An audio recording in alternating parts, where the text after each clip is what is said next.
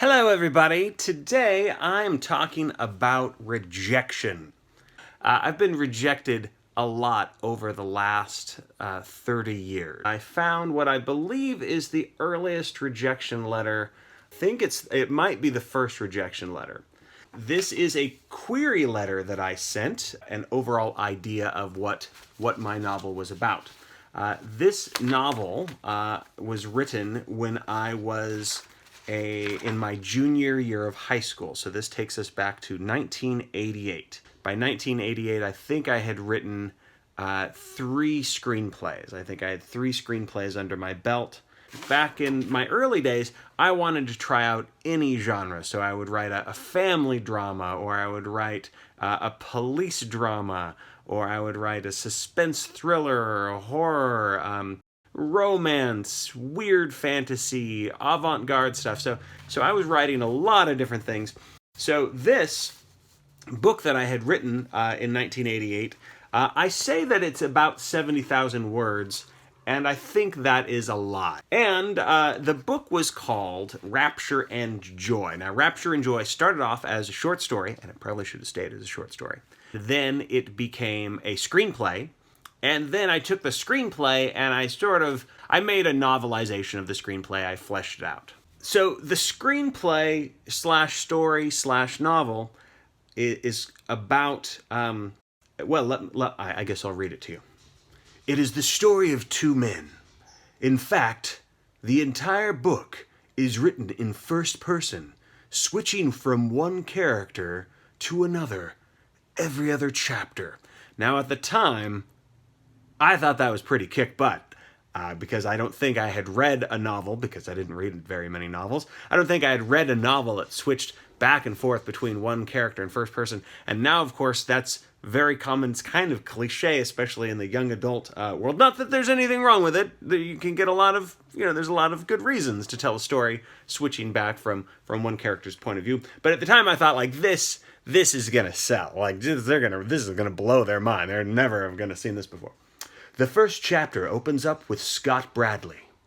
The reader discovers that he is a hitman working for a highly powerful and highly corrupt business. And if I remember correctly, I never say what the business is. I don't know what they sell. Just general stock market stuff.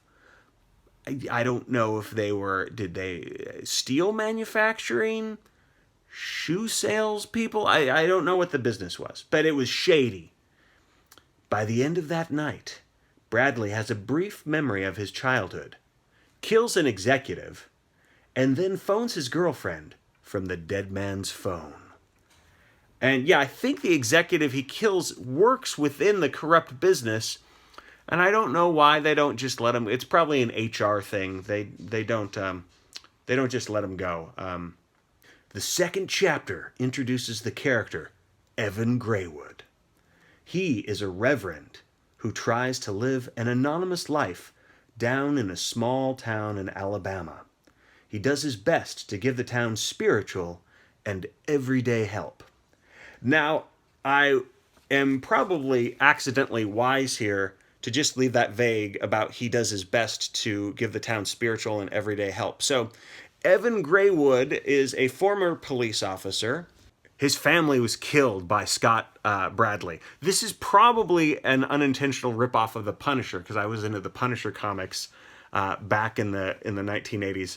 So I was probably ripping off the storyline of Frank Castle. So Evan Graywood is a former police officer, and then he becomes a reverend in this small Alabama town. The members of the town are members of a Catholic church.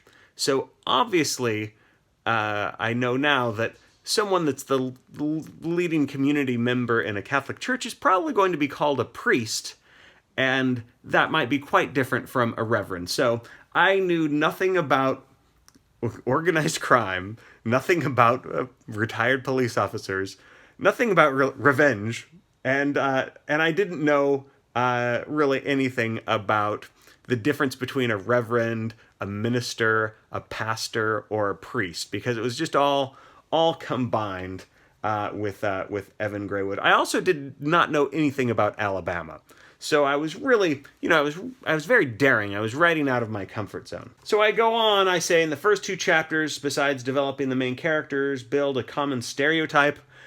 I'm not sure why that's good. Maybe it's fine. I'm admitting that it's a common stereotype. Scott is the evil bad guy, and Evan is the righteous good guy. The rest of the story goes on to tear down those stereotypes. Oh, I see what I'm doing there. Explaining that no one is totally bad, and everyone has a dark side. The chapters enter into the family lives of both Scott and Evan to reveal that they have met before. 8 years ago, Evan Graywood was a New York cop who refused to give in to the mafia.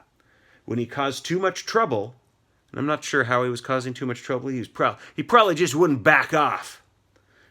When he caused too much trouble, a few days later, on his birthday, an attempt on his life was made. However, instead of him dying, his wife and child were murdered. Murdered by Scott Bradley. Now, I should probably also congratulate my younger self because I did make perhaps a wiser choice. The original name of Scott Bradley's name was Scott Kilmore. And I decided to change that to a subtler name, Scott Bradley. And I don't know actually if that's a wise choice. I kind of like Scott Kilmore. He says what he is. I say, then at the end of the story, they confront each other. All of the conflicts in the story, the little and the main ones, are resolved in the climactic battle. See, I knew story arc, right? It was pretty sharp for a 16-year-old. I really don't want to give away the entire ending because it will ruin the story when you want to read the entire manuscript. Although the novel is just a little short of 200 pages, a lot takes place. The entire setting of the modern-day story is only 3 days, but in those 3 days, the reader sees both lives through the eyes of the characters. Thank you very much for your time. I know that this synopsis may seem vague, but I find it a difficult story to describe without telling the whole novel word for word. I hope to hear from you again. And then, I don't say, sincerely, Wade Bradford. I don't say all the best. Nothing. It's just over. So here is what I received. It says, Dear Wade Bradford, thank you for submitting your sample chapters. Oh, apparently I sent sample chapters along with it. Unfortunately, Rapture and Joy does not seem appropriate for our current editorial program. Although we have said no, it only takes one yes. I wish you luck in finding a suitable publishing house for your work. Sincerely, Morgan Barnes. And it's actually signed. This is for the most part a standard form letter, but they put in the title, right? So this, for a first rejection letter, this is pretty cool. And of course, some of you might be going like, "What is this paper?" Yes, so I started writing books and screenplays and sending them off to editors and agents and things like that back in the day where you would actually use the post office. So my work signifies the beginning of the end of this old school way of submitting things. So it's kind of neat to have these physical copies. But I know I really like this message at the end. Although we have said no, it only takes one yes. I wish you luck. Right? That it only takes one yes. That's really nice advice for Morgan Barnes to have sent me. Anyway, the reason why I was pulling this old rejection letter out is because there is something about when somebody tells you no that makes me want to say, "Oh yeah," and try again or make something that's better. So I like pushing myself. So for the most part, I think I have a pretty good attitude about failure and rejection. You just need to get up again and know that it only takes one yes. I will talk to you later. Bye.